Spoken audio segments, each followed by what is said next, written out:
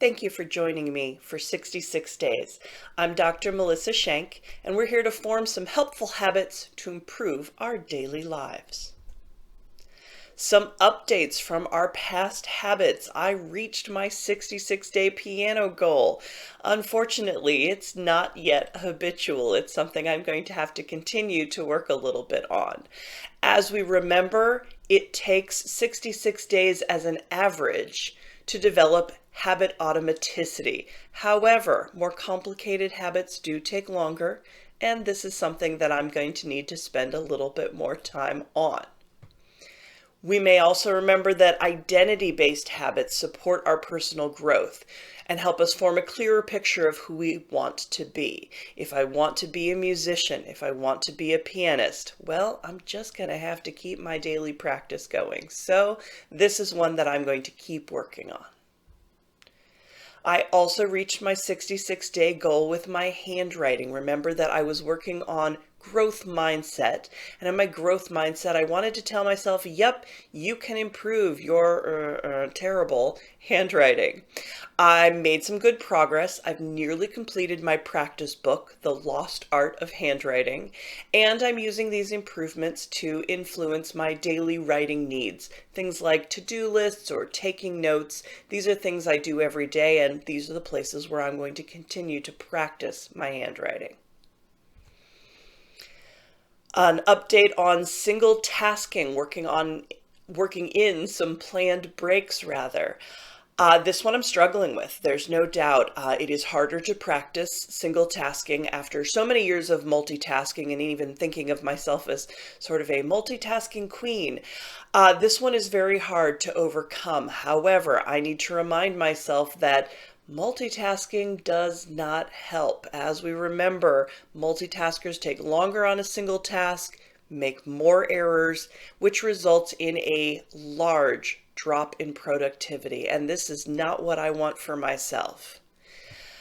I also find that multitasking leaves me feeling overwhelmed with work, stressed, burnt out, anxious. So this is definitely something that I want to stick with and keep practicing in order to become a better single tasker. My goal for this 66-day session, I'm going to use reflection to help me develop and keep the positive habits that I'm working on. I've been struggling with the single tasking habit, and so one of the things that I've been reflecting on is how to prioritize my to-do list. Every morning I sit down and I make myself a list of the tasks and projects I'm working on. However, I do have a tendency to put too many things down, things that can't be all accomplished in one day, or I prioritize the wrong things. I sit down and I make a task of everything I can think of, and then don't get to that important thing that's maybe a little tougher, maybe I'm kind of avoiding it. So I reflected and I decided that one of the things I want to do is to focus on one important project each day. This is the thing I want to focus on and have that be my daily task. Reflection supports our learning. We can learn about our habits and our changes in our lives. Reflection can come in many forms, things like focused journaling, a calming meditation time, or physical movement. Exercise helps people focus and reflect.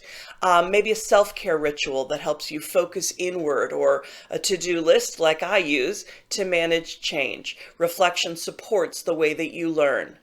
John Dewey says, we don't learn from experiences, we learn from reflecting on the experience. And this is something I agree with completely. It's when I find myself reflecting well that I find myself really thinking well and learning from what I've done. Gibbs gives us a reflective cycle, the elements of purposeful reflecting. In this cycle, we describe what happened. We understand the feelings that we have surrounding it. We evaluate the good and the bad. Analyze the situation to make sense of it for yourself and draw some conclusions about what differently could be done, what could happen that might be better, and then create an action plan based on the new understandings from that cycle.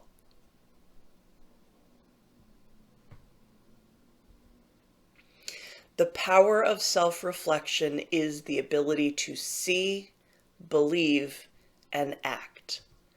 In seeing, you see yourself, your choices, your motivations, and your actions. But you have to also believe in improvement, that you trust yourself based on your past improvements and use that reflective cycle. Also, it's helpful to act in your own best interest to make that positive change. Imagine who you want to be. Follow that goal for yourself. Benefits of reflecting, well, there are a lot of them. Reflecting allows you to express your authentic self, to act professionally, helps you to utilize soft skills, things like communication, leadership or teamwork, and creativity. Reflection helps you become more self-aware and understand your own emotional needs. It helps you form a deeper learning connections, those connections that we make deep within inside our brains, and improve critical thinking and problem-solving skills. I need to use reflection. I need it to understand lessons learned from a project or a self-improvement plan. I use it to help me know what's working and what needs some continued improvement. To do this, I ask myself 3 questions. Why change? What is the point of making this change? What is the goal and the motivation behind it? How do I support this change for myself through my reflection? How will reflecting help me with this? And how can I use change to continue improving a project, a task, or improving myself? My thinking, I use reflection to try new things. This 66-day process helps me see some positive change in myself and helps me to grow my self-confidence, which were my initial goals in starting this. I can support that change by reflecting on my past improvements, what has worked for me so far, and then I can continue improving to build my motivation, finding additional self-improvement, and sharing my growth while receiving support from others. To do this, I am going to reflect through journaling. I have chosen this book, Start Where You Are, a journal for self-exploration, which I think is terrific. It has some fun quotes and fun journal prompts in it that help me think through what I want to do, what I want to think about, and who I want to be. Page chosen at random. I have no special talents. I am only passionately curious, is the quote. Well, that describes me to a T. And on the other side, things that excite me versus things that slow me down, and creating a T chart to think about that for yourself. Just 1 page, but gives you the idea of how I'm going to use this journal to help myself think through who I want to be, what my personal needs are. To wrap up, reflection can happen through journaling, like I'm going to do, through movement or meditation. It can be listing, it can be a self-care ritual, something that you do for yourself. But reflection is used for learning improvement.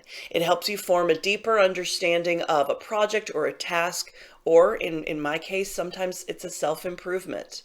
Helps you understand your feelings around that, evaluate and analyze your needs to form some conclusions and an action plan so that you can make positive, helpful changes.